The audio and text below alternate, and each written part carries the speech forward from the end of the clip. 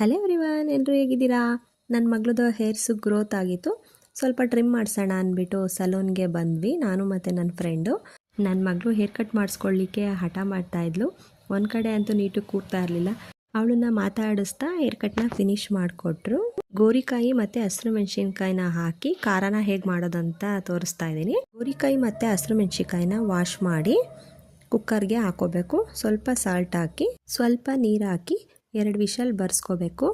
Next ಗೋರಿಕಾಯಿ ಖಾರಕ್ಕೆ ಬೇಕಾಗಿರೋ ಇಂಗ್ರೀಡಿಯೆಂಟು ತೆಂಗಿನಕಾಯಿ, ಬೆಳ್ಳುಳ್ಳಿನ ಸಣ್ಣದಾಗಿ ಕಟ್ ಮಾಡ್ಕೊಂಡಿದ್ದೀನಿ, ಸ್ವಲ್ಪ ಹುಣಸೆಹಣ್ಣು. ಇವಾಗ ವಿಷಲ್ ಕೂಗಿದ್ದಾಯಿತು, ಸ್ವಲ್ಪ ಆರ್ಲಿಕ್ಕೆ ಇಟ್ಬಿಟ್ಟು ಗ್ರೈಂಡ್ ಮಾಡ್ಕೊಳ್ಳೋಣ. ಗೋರಿಕಾಯಿ, ಹುಣಸೆಹಣ್ಣು ಮತ್ತು ಹಸಿರು ಮೆಣಸಿನ್ಕಾಯಿನ ಗ್ರೈಂಡ್ ಮಾಡ್ಕೋಬೇಕು.